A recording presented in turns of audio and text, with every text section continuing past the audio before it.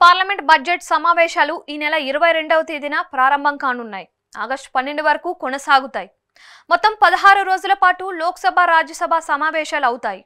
23వ తేదీన కేంద్ర ఆర్థిక మంత్రి నిర్మలా సీతారామన్ వార్షిక బడ్జెట్ను లోక్సభలో ప్రవేశపెట్టనున్నారు. ఈ నేపథ్యంలో కేంద్ర ప్రభుత్వం అఖిల పక్ష సమావేశాన్ని నిర్వహించబోతోంది. పార్లమెంట్ సమావేశాలు ప్రారంభం కావడానికి ఒక్క రోజు ముందు అంటే 21వ తేదీన ఈ భేటీ ఏర్పాటైంది. అన్ని పార్టీల సభాపక్ష నాయకులు దీనికి హాజరు కావాల్సి ఉంటుంది.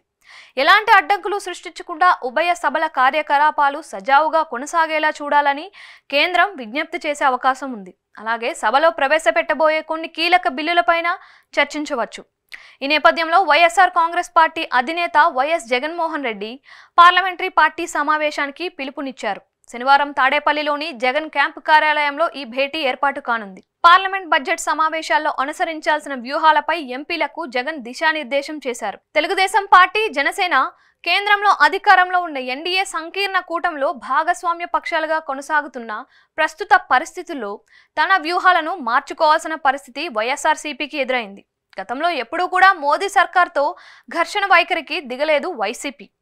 బీజేపీ పైన ఘాటు విమర్శలకు దిగిన సందర్భాలు కూడా లేవు. మోదీతో సత్సంబంధాలు కొనసాగించారు వైఎస్ జగన్. ఇప్పుడు ఆ పరిస్థితి లేదు.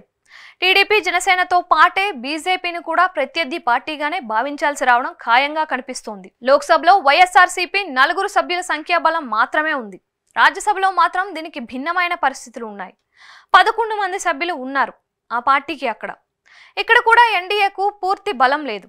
కీలక బిల్లుల విషయంలో వైసీపీ వంటి తటస్థ పార్టీల మద్దతు తప్పనిసరిగా అవసరం అవుతుంది. గతంలో అన్ని కీలక బిల్లుల విషయంలో ఎన్డీఏకు అండగా నిలిచినప్పటికీ తెలుగుదేశం పార్టీతో చేతులు కలపడం, ఏపీలో ఆ పార్టీ విజయం సాధించడానికి బీజేపీ పెద్దలు తమ వంతు కృషి చేయడం, ఈ క్రమంలో వైఎస్ఆర్సీపీపై రాజకీయంగా దాడికి జగన్కు మింగుడు పడని విషయమే.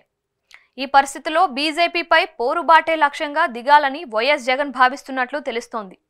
రాజ్యసభలో ఉన్న తమ బలాన్ని ఉపయోగించుకొని బిల్లుల విషయంలో ఎన్డీఏకు ఎట్టి పరిస్థితుల్లోనూ మద్దతు ఇవ్వకూడదు అనే ఆలోచనలో ఉన్నట్లు చెబుతున్నారు. ఇదే విషయంపై ఎంపీలకు దిశానిర్దేశం చేస్తున్నారని తెలుస్తోంది.